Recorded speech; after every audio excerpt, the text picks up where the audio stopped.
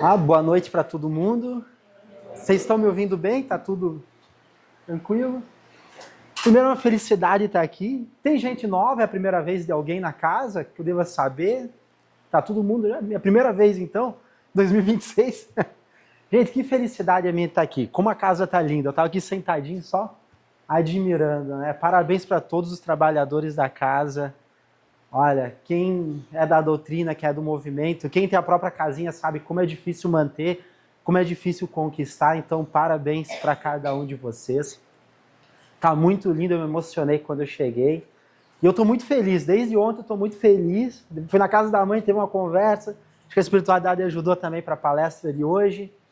Espero que eu faça uma boa palestra, que vocês gostem. Até no trabalho me ajudaram, a minha chefe falou, menino, vai fazer palestra hoje? Vou. Vai 1 hora mais cedo para casa. Eu fui sorriso no rosto. Eu, faceiro da vida, deixei meus pacientes lá, tadinhos, mas tá bom. O bom cristão. Esse é o título da palestra. O que seria, o que é ser o bom cristão? Que todo mundo que está aqui tem um porquê. Ou a gente vem pelo amor, ou a gente vem pela dor, que é a frase famosa da doutrina. Mas todo mundo, no íntimo, vem porque quer se aproximar de Cristo. E para se aproximar de Cristo, necessariamente a gente tem que ser bons cristãos. E como é que a gente vai conseguir ser?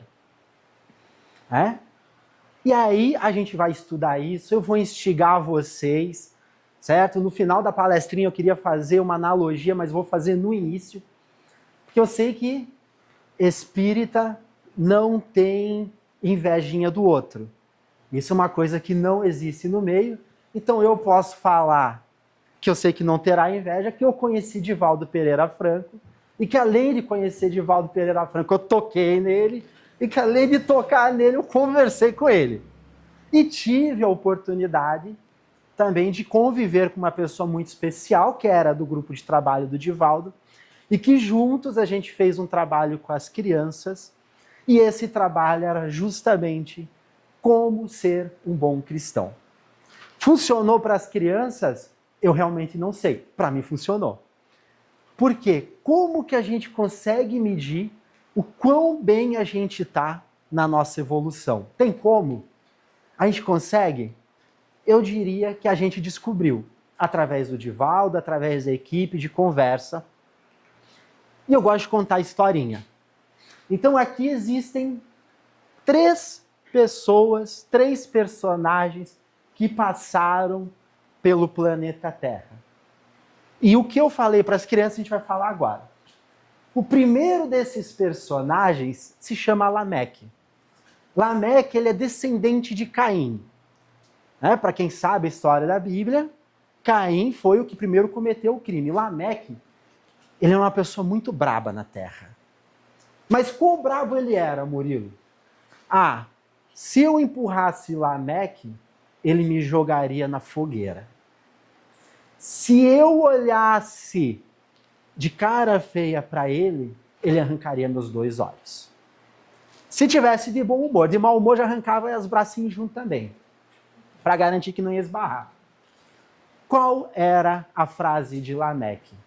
Se me fizerem o mal, pagarão 70 vezes o mal feito. Ele viveu no planeta Terra, ele teve 2 mulheres e foi uma pessoa muito malvada. É a primeira personagem da nossa história. O segundo, mais conhecido, é Moisés. Imagina na época de Moisés, onde havia muita guerra, muita discussão, muita briga. Ele teve que criar as leis mosaicas, ele trouxe os mandamentos. E aí, para tentar amenizar um pouco, porque imagina, se todo mundo carrega consigo aquela ideia, poxa, eu vou fazer 70 vezes. No final estava todo mundo cego, o mundo estaria em guerra. Onde é que há a paz? Então Moisés, pensando, refletindo, ele vem e fala o seguinte, não, peraí, 70 é muita coisa, vai acabar com a população. Vamos fazer o seguinte, vamos pegar leve, olho por olho, dente por dente. Ele me roubou, eu arranquei a mãozinha dele, outro vai lá e arranca a minha mãozinha. Resolvido. A balança ficou mais justa. Agora, e o problema quando um arranca o olho do outro? Está todo mundo cego. E a lei mosaica, em alguns países, ainda é usada até hoje. E a gente tem que respeitar o trabalho de Moisés. Mas será que funciona o olho por olho e dente por dente? Aí vem uma figura histórica que marca o coração de todo mundo, que nos faz estar aqui no dia de hoje, por um motivo que seja, que é Jesus. Quando Jesus vem para a Terra, ele passa os ensinamentos de Deus. E aí fazem muitas perguntas para ele. Como é que a gente deve viver? Como é que a gente deve se comportar? Tem um dos apóstolos, que é Simão, aquele adora arrancar uma orelha. E vai perguntar, mas quantas orelhas eu posso arrancar? Aí Jesus pega e numa dessas discussões sobre perdão, sobre perdoar, ou sobre como devolver e retribuir, ele vem e fala de perdão. Perdoarás, não 7 vezes, mas 70 vezes 7 por erro. Para quem não conhecia a história de Lameque, agora faz sentido o porquê que ele fala de 70 vezes 7 o perdão. Porque em algum momento da história, houve um indivíduo que nos queria fazer 70 vezes o mal. E Jesus vem, ele rebate a frase de Lameque, ele pega com respeito o que Moisés fala e diz, não, meus amigos, a gente vai aprender. A gente vai começar a fazer diferente. A partir de agora, vai ser 70 vezes 7, por cada erro. E aí a gente estava explicando isso para as crianças. E como é que a gente vai conseguir fazer com que eles entendam o que Jesus faria? Eu não sei tocar violão, mas na época a gente tinha um violãozinho e ficava criando casos falando o que Jesus faria. Então vamos dar um exemplo nos dias atuais. Certo? Como é que a gente pode levar isso? Olha o trânsito que está aqui para vir, tá difícil, né? Eu quase fui atropelado. Eu me conhecendo, se eu tivesse um carrinho, vontade de ir lá para trás, atrás do carro, quase atropelar ele também. O que que acontece? Se isso daqui é uma régua, eu tô hoje, na minha encarnação, mais próximo de Jesus ou de Moisés? De Moisés. Não vamos usar a parte do Lameque, né? Porque senão aqui já está tudo preso. Nem vamos dar esse exemplo. Aí tá lá o Murilo. Gente que trabalha na hora da saúde sabe que a gente passa, né? Haja paciência. O paciente foi lá e me ofendeu. Eu disse, mas eu vou ofender também. Onde é que eu tô? Eu tô mais perto de Jesus ou de Moisés? Aí vem o seu Luiz. Incomodaram o seu Luiz no centro espírita. Meu filho, tudo passa. Porque o seu Luiz já sabe que está aqui, né? Ele já sabe que está em outro patamar. Onde é que o seu Luiz está na nossa régua? Próximo de Jesus. Então, quando os problemas da nossa vida, que acontecem diariamente, do momento em que a gente acorda, a hora que vamos dormir, eles existem, então, a partir de hoje, e aí eu jogo um problema no colo de vocês, porque a partir do momento que a gente sabe, a gente é mais cobrado. E aí eu trago a régua. Eu quero estar onde? Eu quero estar com Jesus? Eu quero estar com Moisés? Ou eu quero ver a minha sogra perto do Lameque? Não sabe. E como é que eu lido com os meus problemas? Aconteceu um problema. Respira fundo, se lembra do palestrante e fala, o que Jesus faria? O que ele faria? Jesus não nos manda se oferecer outra face quando a gente apanha. E por favor, não vão fazer isso que nem um adolescente, que eu trabalhei em uma casa de acolhimento, ele bateu no outro menino. Aí a gente ia acabar de sair de um culto evangélico. A gente saiu do culto na mesma rua, eles bofeteou o menino. Aí eu disse, é esse que eu pego agora. Eu falei, vem cá, meu filho, tu não ouviu Jesus? Ouvi, Senhor. Jesus não fala que a gente não pode bater no coleguinha, que se apanha tem que dar outra face. Ele falou, não, mas eu prestei bem atenção. Eu esbofeteei o lado direito do menino, ele agora tem que dar o esquerdo para bofetear também. Aí eu falei, não é assim que funciona. Olha como é que as crianças são sagazes, né? Eu falei, não é assim que funciona. Então, o que Cristo nos propõe quando ele fala para oferecer a outra face?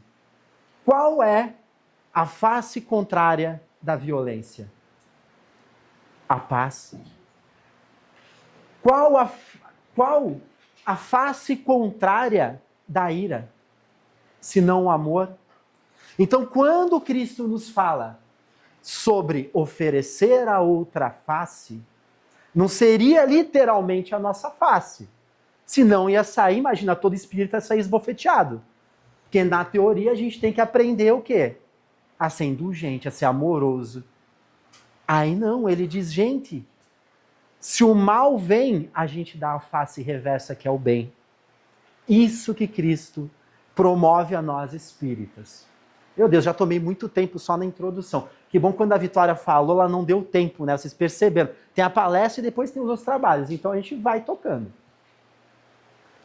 Agora imaginem comigo. Cristo, governador do planeta Terra. Antes da Terra ele existir. Ele faz o verbo que é Deus e faz a Terra. Quando ele constrói a Terra, com ele quem que está? É os arcanjos. São os anjos. São espíritos altamente evoluídos. E eles constroem o planeta Terra. Construindo o planeta Terra, chega uma hora que ele fala, pois bem, agora eu vou encarnar. Para ensinar o amor para o próximo. Pensem comigo. Quando Jesus, o governador do planeta Terra, que só convive com a alta falange espiritual, com os tops, a nata lá de cima de Deus, vem para a Terra, quem que ele escolhe para acompanhar e desenvolver o seu trabalho? Pensem comigo. Se ele viesse hoje aqui, Jesus voltou, e ele vai escolher um grupo de apóstolos. Quem daqui conseguiria ser um apóstolo do Cristo? Alguém consegue levantar a mão? Eu levanto. E eu vou explicar o porquê. Quando ele vem para a Terra, ele poderia pegar quem? O imperador romano e evangelizar o imperador. Ele poderia pegar os políticos inteligentes e evangelizar, trazer a doutrina para eles. Mas quem que ele escolhe? Pescadores, cobradores de impostos. Existiam 2 intelectuais apenas do grupo dos 12, que era Mateus e Judas. E Judas ainda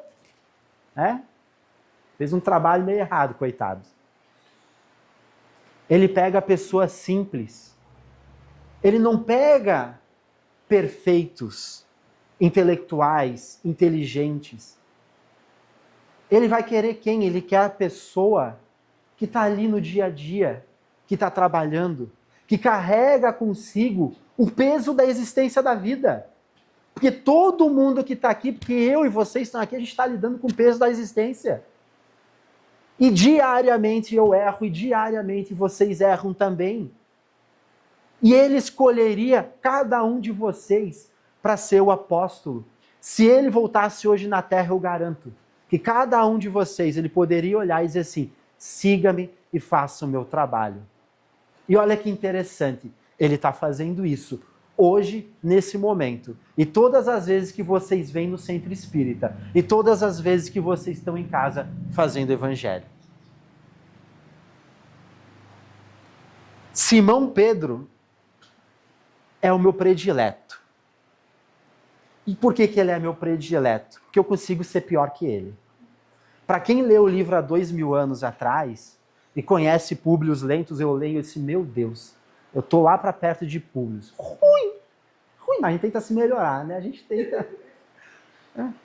tenta aí. Simão era um pescador bruto, rústico, sistemático, agressivo.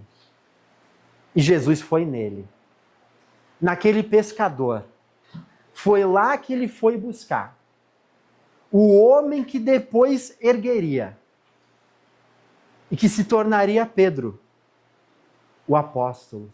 O primeiro papa da Igreja Católica. Então ele pega Pedro. Simão ainda, vamos chamar de Simão. Simão já torna-se o líder daquele grupo, porque ele era um dos mais velhos.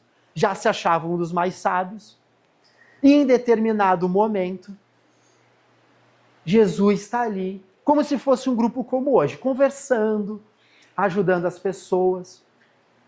E mais a longe, um pouco mais à distância, ele percebe 3 publicanos. O publicano era o cobrador de impostos. Ninguém gostava de cobradores de impostos naquela época. E um dos que menos gostava, Simão.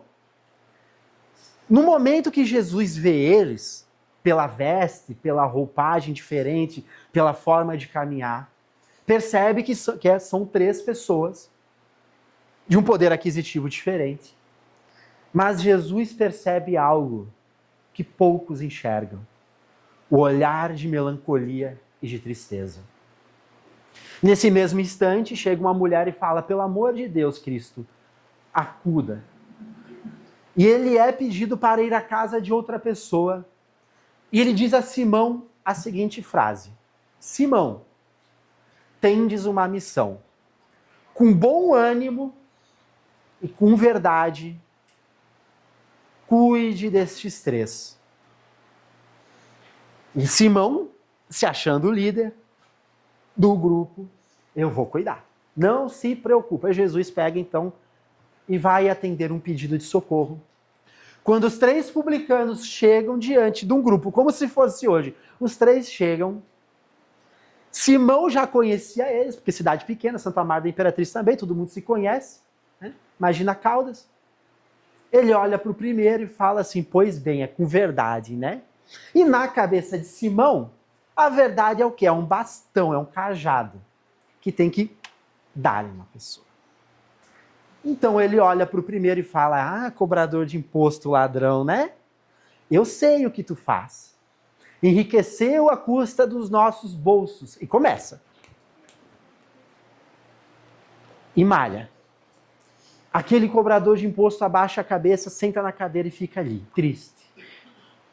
O segundo também. E com o terceiro, a mesma coisa. Tá resolvido? Não. Para Simão não estava resolvido, ele falou: agora é a cereja do bolo. Ele olha para os 3 publicanos, quando Cristo se aproxima, e fala: o reino de Deus não é para vocês, não.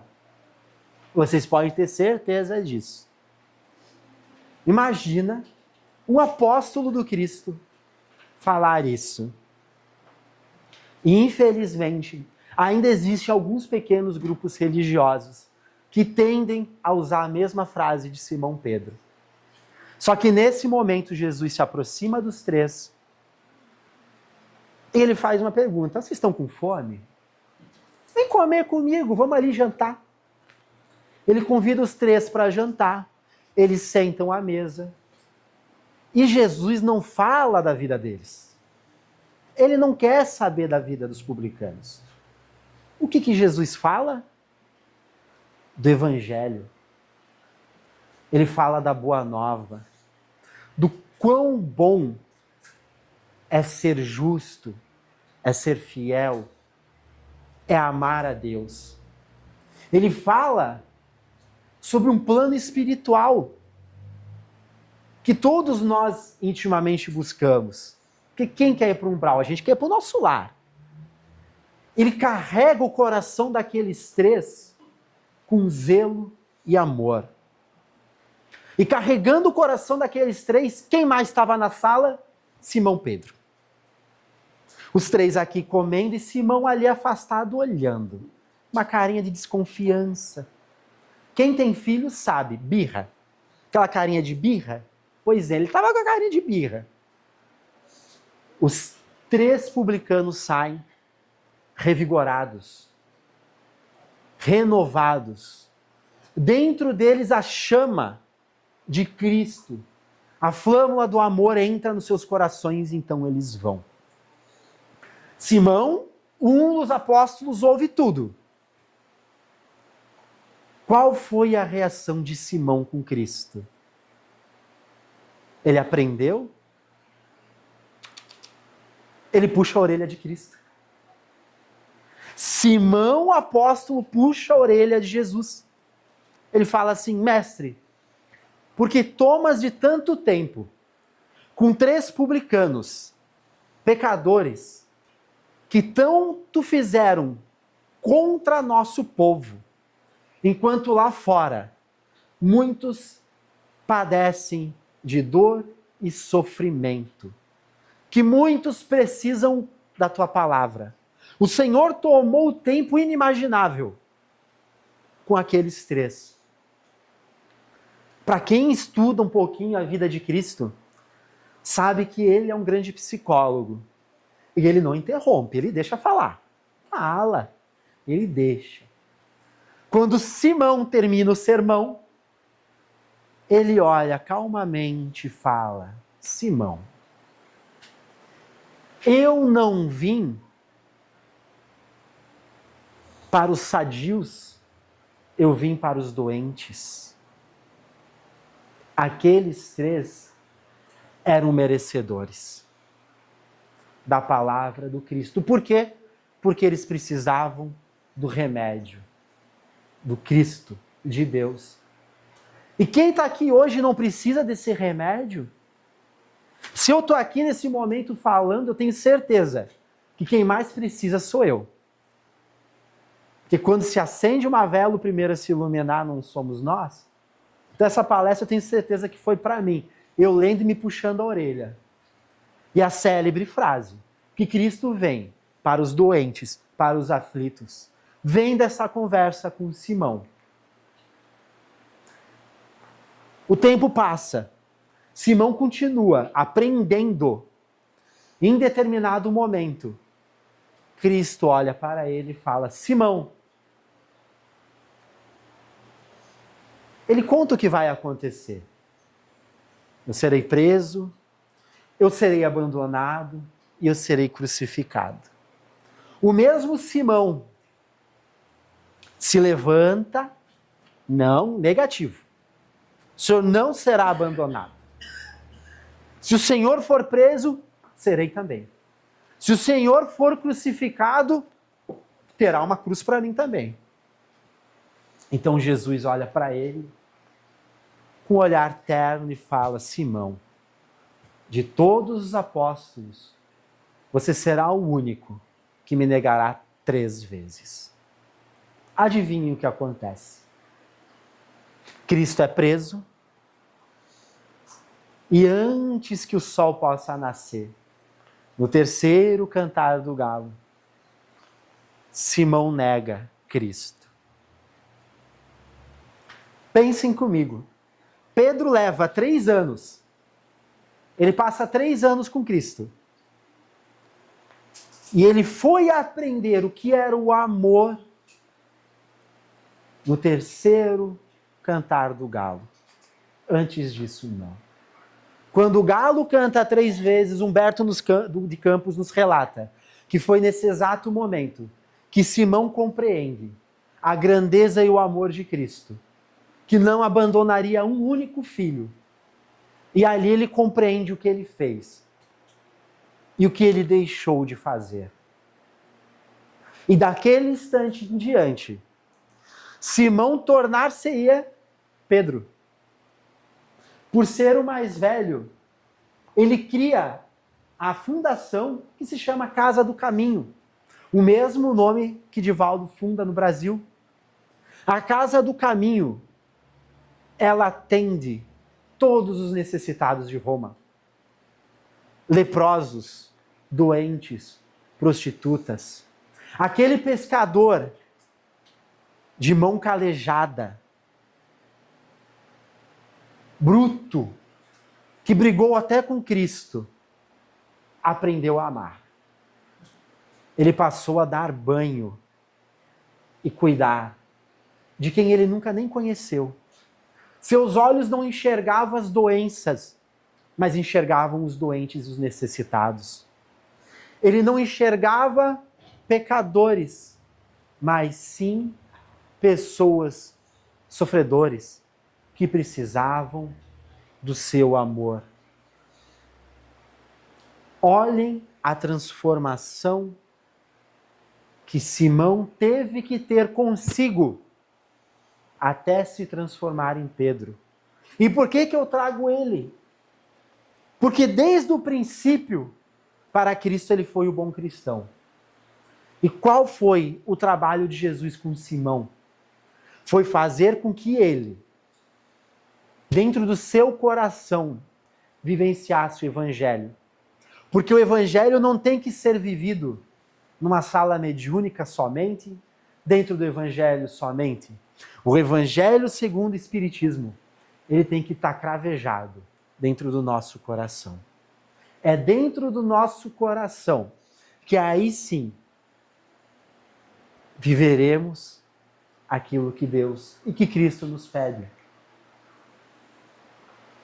Já idoso, aos seus 80 anos, ele é capturado em Roma e é crucificado. Do momento da sua crucificação, ele faz um único pedido. Ele olha e diz assim: eu não sou digno de ser crucificado como Cristo. Que eu seja então de cabeça para baixo. Ele então é crucificado de cabeça para baixo. E não desencarna. Ele passa a tarde naquele momento. Os relatos de Humberto de Campos nos dizem que ele entra em êxtase, que naquele momento da crucificação, a sua mente e a sua memória relembram todos os momentos e todos os instantes de Cristo. A sua fé é tão grande, é tão poderosa, é tão inabalável, que a morte não seria nada para ele. Então entra Sertório Aniceto, pretoriano, que indignado, inconformado com tamanha fé, pega uma pedra e arremessa na cabeça de Simão Pedro. E aí então ele desencarna. Quando ele desencarna, quem é a primeira pessoa que ele vê? Jesus. Jesus o pega no colo e leva-o para esferas superiores e fica com ele por quase 2 semanas.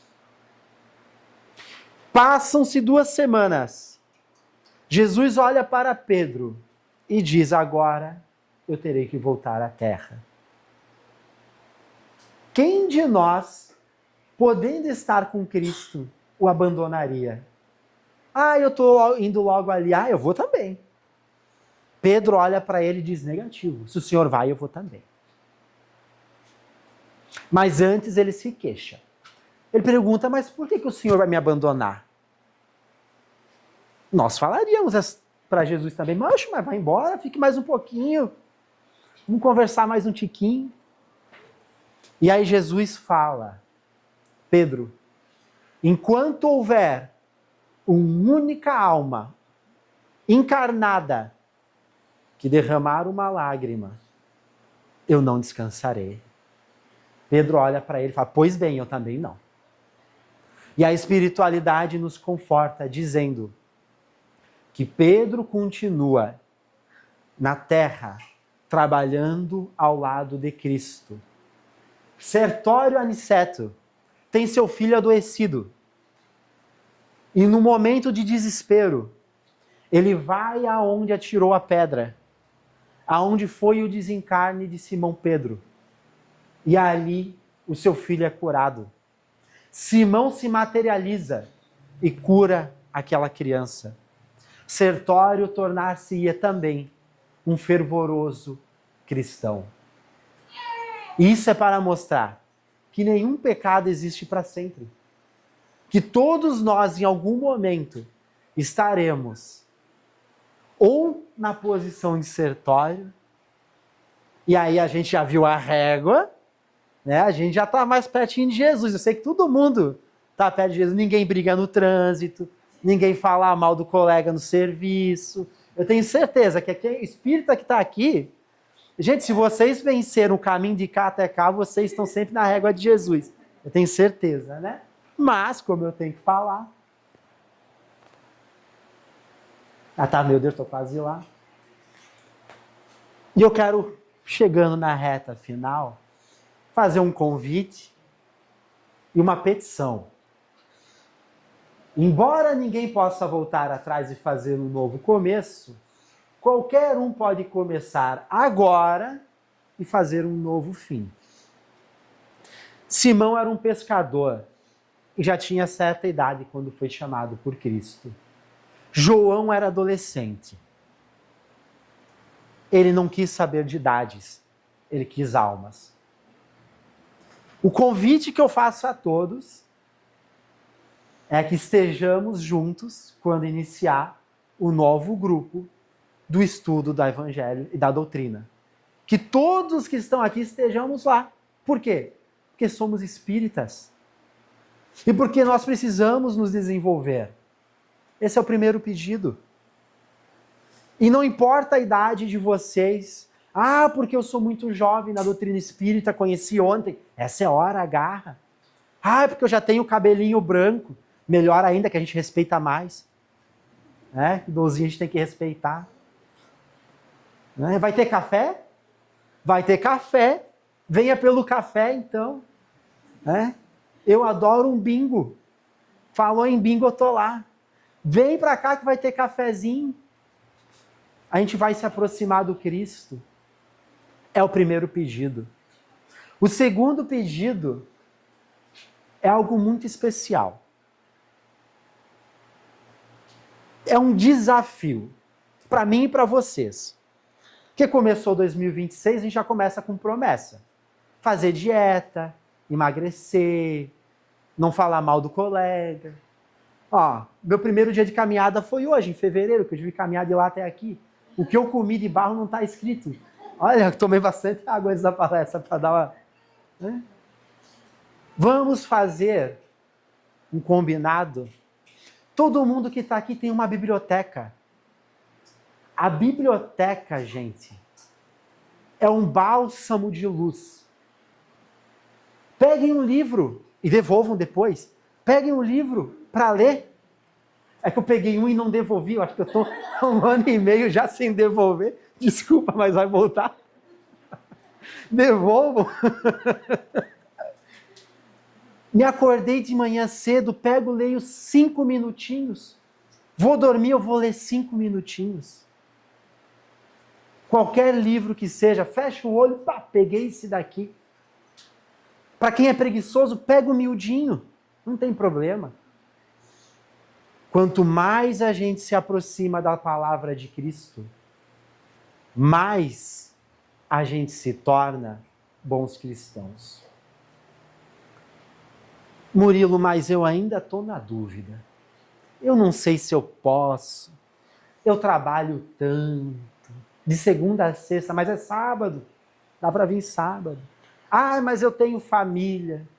Eu falo para uma colega, se a tua filha já sabe esquentar água para fazer miojo, ela sobrevive. Vem, é meio períodozinho. Ai, mas mesmo assim eu não sei. Tem uma palestrante, para finalizar, que se chama Maíse Braga. Católica, rachada, ela era católica e via espírito. O perrengue, né? Agora mais difícil é ser evangélico e ver espírito. Eu acho que ainda... Nada contra nossos irmãozinhos, pelo amor de Deus, só uma brincadeira. Aí o pai ia lá na igreja, o padre falava, não, minha filha, é o demônio. Mas a minha avó, mas é o demônio. Aí chegou já uma certa idade, ela lutando. Eu sou católica. O primo dela, católico, uma hora se cansa dela e fala, olha, mas não dá mais não. Tô aqui vendo demônio toda hora, não tem como não. Pega e vá para a doutrina espírita. Tua mãe não é espírita? Pô, vai lá para casa dela. Aí então tomou coragem e foi. Quando ela chega na doutrina, no centro espírita, o médium estava incorporado. Ninguém mais, ninguém menos que Bezerra de Menezes.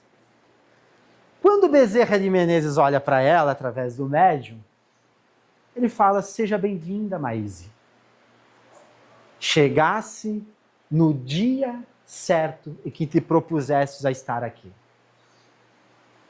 Olha só.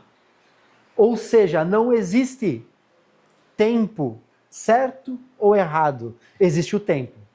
Se nós nos programamos para estarmos numa casa espírita trabalhando, e seja qual trabalho ser, vamos estar. E aí Maíse se torna, quem conhece, uma palestrante incrível, de um coração gigantesco, vale a pena estudar a palestra. E ela fala que o momento que mais marcou ela na doutrina espírita foi o dia que ela fez uma palestra convencional, normal. E no fim da palestra, um casal com uma filha se aproxima, a filha abraça a Maíse, ela, ai que linda, abraça de novo. E fala assim: vocês gostaram da palestra? Os pais da criança falam assim: não somos espíritas, somos evangélicos. Mas a nossa filha nos procurou. A filha tinha 5 anos de idade, tá? Não é adolescente. 5 anos de idade. Nos procurou e falou assim: eu preciso ver a Maíse Braga, ela vai estar em tal lugar. E aí os pais falam assim: mas quem é essa mulher e por que tu quer ver ela? Com 5 anos de idade, a criança falou o seguinte: antes de eu reencarnar na Terra, foi ela que me ajudou, através de suas palestras, a aceitar retornar. Naquele momento, Maíse compreendeu que estar trabalhando na doutrina espírita, que ser espírita, também tem os seus benefícios e a sua felicidade. Ela conseguiu começar cedo o suficiente para que em um momento a espiritualidade chegasse até ela. Que uma criança de 5 anos fosse até ela e falasse: eu vi você no plano espiritual. Então que possamos começar hoje, para que um dia a gente também tenha o mesmo benefício de encontrar pessoas, de encontrar espíritos que estiveram do lado de lá e que possam dizer: olha, obrigado por terem me ajudado. E, gente, eu me estendi demais hoje, tá? Me perdoa, geralmente é 30 minutos. Então, obrigado por terem me ouvido. E que possamos ser bons cristãos. E não vamos se esquecer da régua, hein? Que é bem importante. Então, muito obrigado.